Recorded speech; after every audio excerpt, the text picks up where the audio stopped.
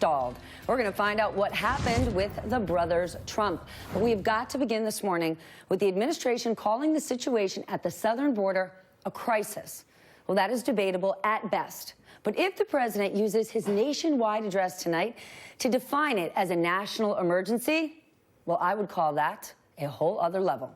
I have a great team here to break all of it down. But first, I want to fill you in on the details because the facts matter. It is day 18 of the government shutdown, but at this point, they're not even negotiating. People aren't going to get paychecks, and the people in power aren't coming to the table. Instead, everyone is bracing for the president's primetime televised TV show from the Oval Office, where he's going to make a case to the American people that things are so bad along the Mexican border that there has to be a wall before things get even worse. He will actually head to the border on Thursday to meet with people on the front lines. But the president could also escalate this fight dramatically by officially declaring the situation a national emergency. The Washington Post says the president, quote, increasingly views a national emergency declaration as a viable, if risky, way for him to build a portion of his long-promised barrier. While there are questions about what that would allow the president to actually do, there are some Republicans questioning the wisdom of such a move. I'm confident he could declare a national emergency, but what that means in terms of adding new elements to this, in terms of court hearings and litigation that may carry this on for weeks and months and years, to me, injecting a new element into this just makes it more complicated. And when the president tells you portions of that wall have already been built, I'm going to tell you that is a straight-up lie. As he and his team prepare for tonight's speech, the administration has been building this case that urgent action is needed. On Monday, Vice President Pence and Homeland Security Secretary Kirstjen Nielsen told reporters, quote, "We have a humanitarian and security crisis at our southern border. The crisis is getting worse, and status quo laws are not able to address the crisis that we are seeing." Interesting that they are not just talking about national security, but now suddenly they're calling it a humanitarian crisis, humanitarian issues. In all, they used the word crisis 36 times during the hour-long briefing. And VP Pence and Secretary Nielsen aren't done. They're going to be making their case to lawmakers on Capitol Hill over the next 2 days. Pence also sat down with my colleague Halle Jackson earlier today, and she asked him directly, point blank, if the president will declare a national emergency this evening. The president's made no decision with regard to declaring a national emergency. Tonight, he'll be talking to the American people about why the Congress should act, why the Congress should do their job and appropriate the funds that we believe are necessary to stem the humanitarian and security crisis at our southern border. When I heard him say crisis, I turned up the volume. I thought, is he talking Yemen? Is he actually talking about the gang violence that's happening in Central America? Is he talking about the issues with these children who are separated at the border, 2 of whom died? No, that wasn't the humanitarian crisis he was speaking of. He continues to talk about illegal border crossing. So I'm going to walk you through, is this really a crisis? If it was, you would think that illegal border crossings were skyrocketing.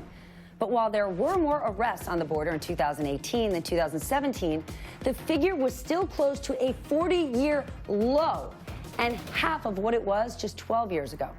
You would think that undocumented immigrants are bringing higher rates of violent crime to the United States. Well, guess what? They are not. Statistics, facts, show that they're actually less likely to commit violent crimes than U.S. citizens are. You would think that people crossing the border is the most urgent immigration issue there is. But far more people in this country are here illegally because they overstayed their visas. And by the way, zero mention of visa overstays in that briefing yesterday. And if you took the president and his most ardent allies at their word, you would think terrorists are pouring in across the border. You would believe them, because shouldn't people believe their government leaders? Well, you know how many people on the list of known or suspected terrorists were caught at the border in the first half of 2018? Well, according to numbers provided to Congress and obtained by NBC News, 6. By way of comparison, 41 people listed in the terror database were caught on the U.S. border with Canada. I want to bring in NBC's chief White House correspondent, Halle Jackson, and Julia Ainsley, national security and justice reporter for NBC. Halle, to you first. What else did Vice President Pence tell you? Well, a fair amount, Steph, in that interview that happened earlier this morning. You played some of it, and I want to play a bit more because one of the things, as you've noted, that we've seen over the last 24 hours, 48 hours or so, has been this administration focusing on what they call the humanitarian issues at the border and not just the security issues.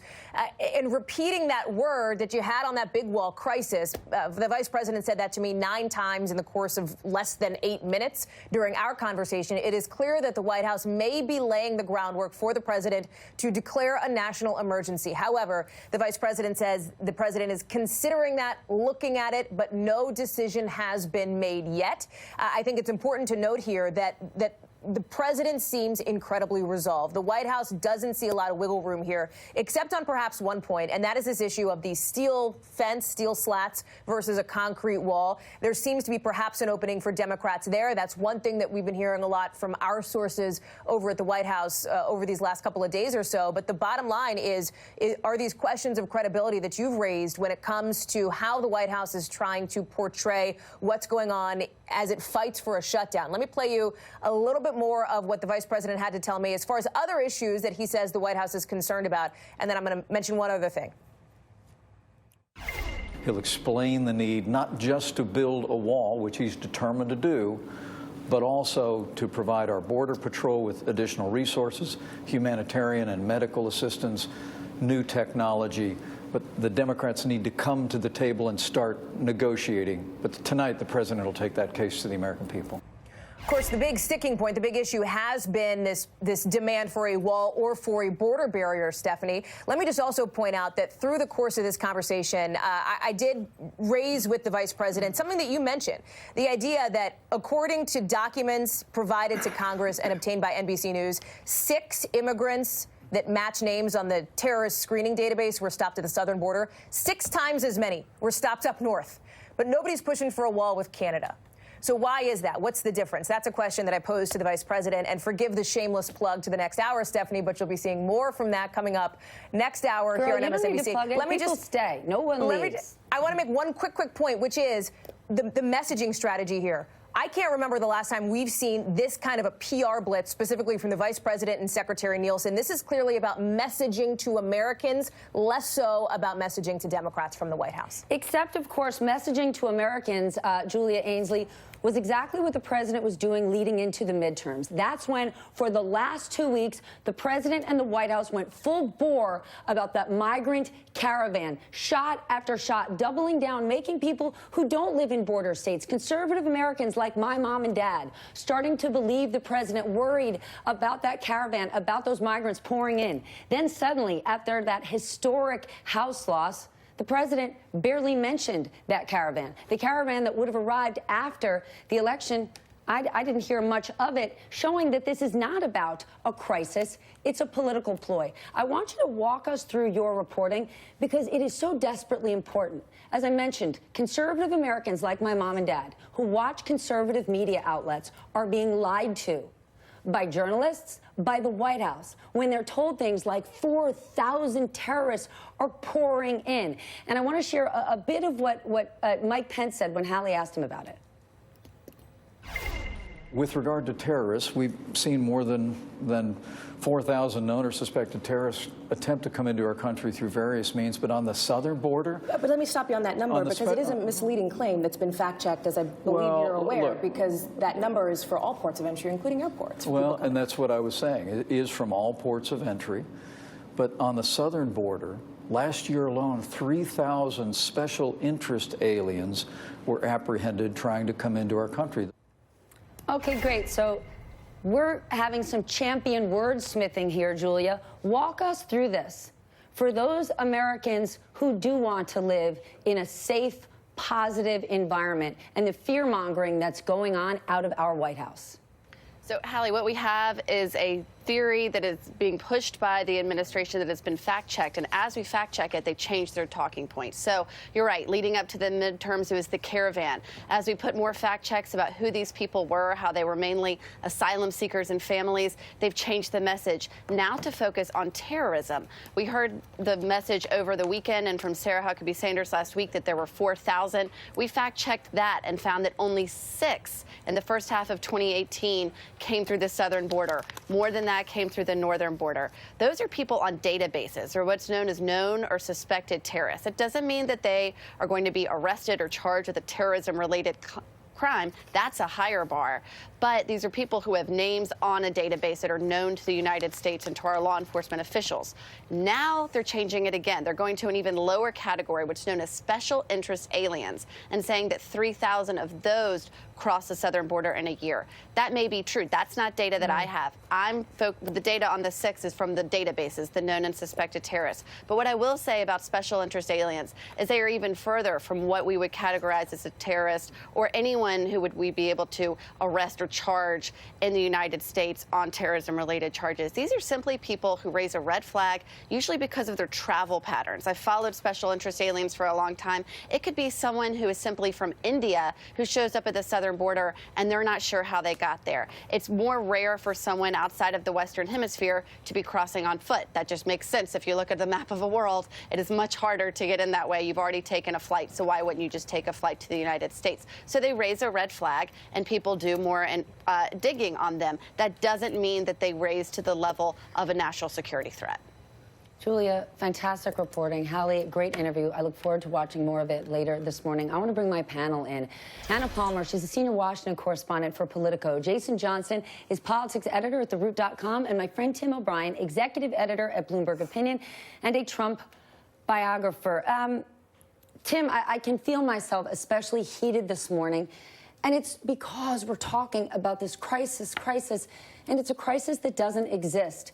Walk us through what goes down if the president declares this a national emergency, the fallout. Because we have to remember, he didn't get wall funding from Republicans. Right. They could have gotten a deal, and then it was the Rush Limbaugh and Ann Coulters of the world antagonizing and shaming the president into this corner, not the majority of Americans. As you point out, it was Republicans who were weighing in on how much money they did or didn't want the president to spend on a vanity project that had nothing to do with national security, building the wall. The Constitution gives the Congress the power of the purse.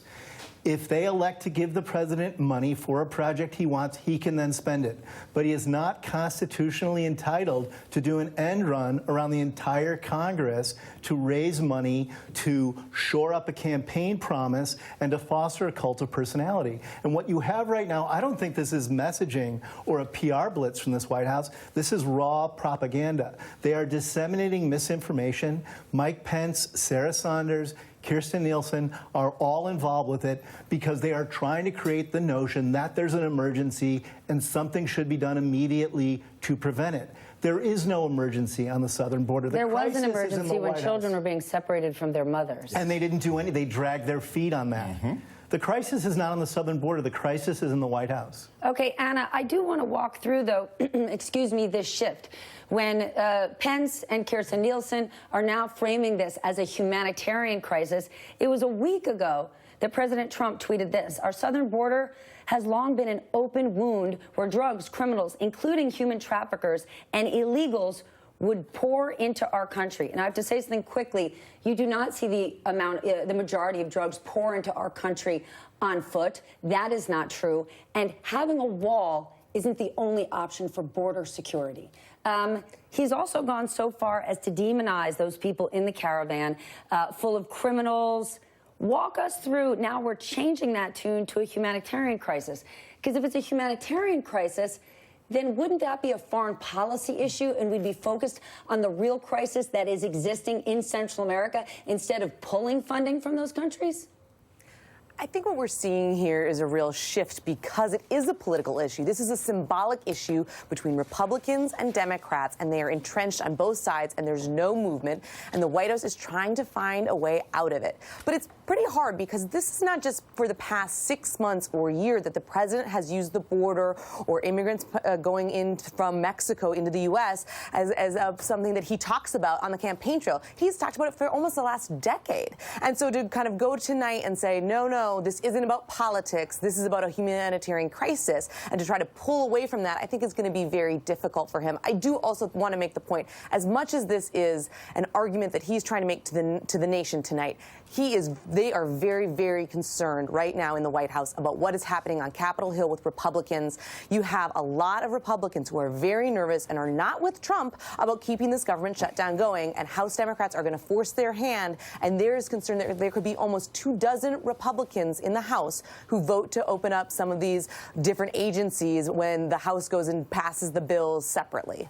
This is a wow. Jason, we did hear VP Pence talk about border personnel and judges, but even when that was floated over the weekend, the money for those type of things was on top of the $5 billion for the wall. So is there really any negotiating room here? And again, Pence talking to staffers, ain't nothing happening unless it's Trump, because Trump makes a job out of undermining his own team. Exactly, and lying. And it's hard to negotiate with someone who you can't trust because he changes what he says from week to week. So there is no negotiation here for two basic reasons. One, you mentioned before, Stephanie, we just had the midterms. This was an argument Republicans made in the midterms. The American people, including members of Congress on the border Congress people, Orange County in the South, people who would supposedly be affected, said, no, we want the Democratic message. We don't want this wall. But they also deserted this message after the election. How could you call it an ongoing crisis if the election's over and you barely mention it again? But you still leave our troops there. Our troops are still spending the holiday there. Our troops are still away from their families there. Then on top of that, the president has made this politically toxic.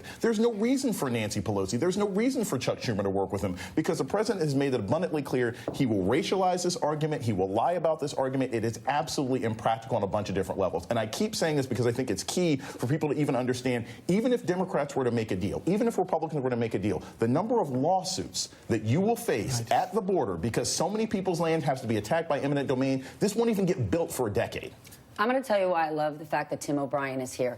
As a Trump biographer, you actually know the man he is. And for everyone who watched The Apprentice, who says he's an international businessman, yes, I trust him with the economy and deals. You wrote this piece talking about Trump, the image of being this ultimate deal maker, and you wrote this. Striking lasting deals requires intimacy with the finer points of what every party wants out of a negotiation. Realistic goals, maturity, patience, flexibility, and enough leverage so the other side cannot simply stall or walk away from the table.